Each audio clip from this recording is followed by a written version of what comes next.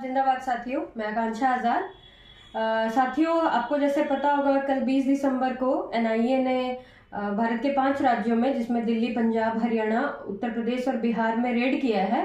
और रेड भी इस मसले को लेके किया है कि माओवादी पूरे देश में अपने पैर पसार रहे हैं और एनआरबी रिवाइवल केस उन्होंने बनाया है कि यहाँ पे माओवादी लोग अपने लोगों को, सिंपैथाइजर्स को ओजी वर्कर्स के नाम पे, ओवरग्राउंड वर्कर्स के नाम पे फ्रंटल ऑर्गेनाइजेशन बना करके काम कर रहे हैं। साथियों, आपको बताते चले, ये ऐसे लोग हैं जो इस फांसीवादी सत्ता को चुनौती देते हैं। ये मजदूर लोग हैं, ये किसान लोग हैं, ये वो महिलाएं हैं जो इस फांसीवादी सत्ता से लड़ रही हैं और इन्हें माओवादी बता करके उन्हें इनके ऊपर रेड्स किए जा रहे हैं और इनके फोन जब्ती की जा रही है।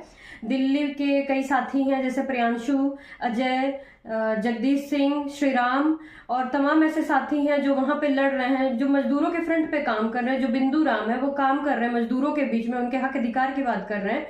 और ऐसे लोगों को बार बार टारगेट किया जा रहा है कि ये माओवादी लोग हैं, माओवादी का पूरा काम अपना आगे बढ़ाना चाहते हैं। साथियों, आपको बता दूं, ये जिस एफआईआर के अंतर्गत रेड्स हुई हैं 5 राज्यों में, उसमें ये तीसरे सीरीज का रेड है। इसके पहले 2 बार रेड्स हो चुके हैं। एक बार सितंबर 2023 में, जब उत्तर प्रदेश के कई अलग अलग जगह पे करीब 8-9 जगहों पर रेड हुई थी, जिसमें हमारे संगठन के ऊपर, भगत सिंह स्टूडेंट्स मोर्चा के ऊपर भी एनआईए ने रेड किया था। और हमारे यहाँ से जो कुछ मैगजीन्स है, प्रोग्रेसिव मैगजीन्स है, वो लेकर के गई और इन्हें बता रही है कि माओवादी साहित्य है, यह संदिग्ध साहित्य है, और हमारा फोन भी लेकर के गई थी।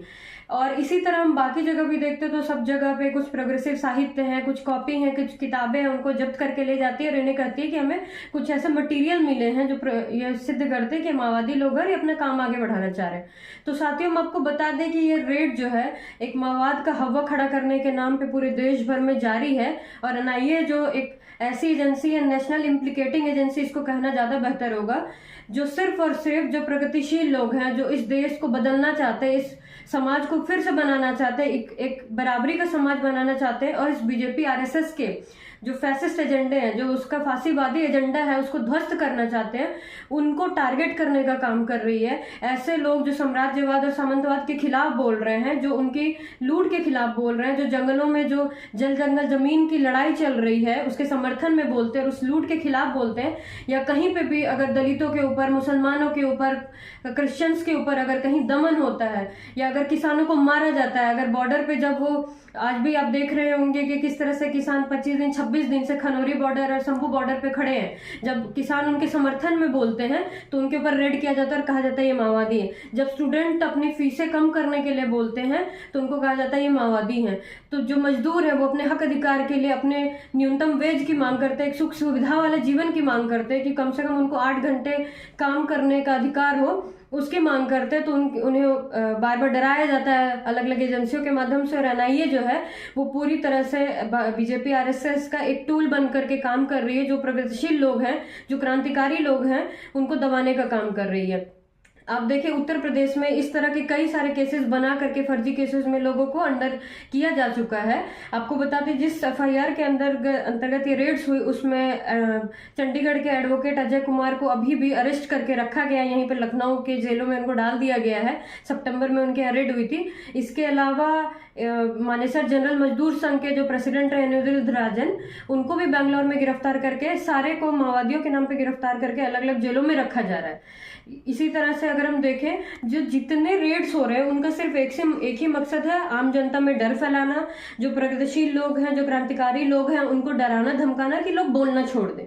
और अगर हम देख रहे हैं कि इसके पहले भी उत्तर प्रदेश में बहुत सारे और लोगों को भी माओवादी के नाम पे अरेस्ट करके रखा गया है, जिसमें एडवोकेट कृपा शंकर है, ब्रिजेश है, प्रभा और बिंदा है। इन लोगों को भी लखनऊ के डिस्ट्रिक्ट जेल में रखा गया है कि ये भी माओवादी का काम में लिप्त है।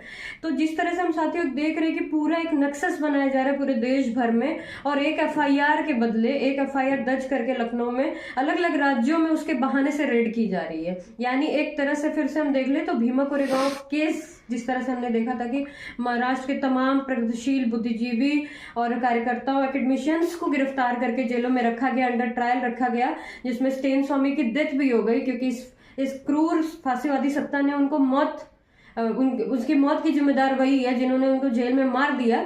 उसी तरह से एक नया केस बनाने की कोशिश की जा रही है, जो लखनऊ कंस्पिरेसी केस है, कि लखनऊ में दर्ज करके, यहाँ पे केस दर्ज करके तमाम राज्यों से लोगों को यहाँ लाके जेलों में भरा जाए। तो साथियों, हम इसके खिलाफ है। हम चाहते हैं कि एनआईए को खत्म किया जाए, यूएपीए जैसे तमाम दमनकारी जो नीतियां हैं सरकार की, जो कानून के माध्यम से लोगों को सप्रेस किया जा रहा है, उसको खत्म किया जाए। और इस एफआईआर जो लखनऊ में रजिस्टर्ड है 2023 में जून में, उसको खत्म किया जाए। इनकलाब जिंदाबाद साथियों।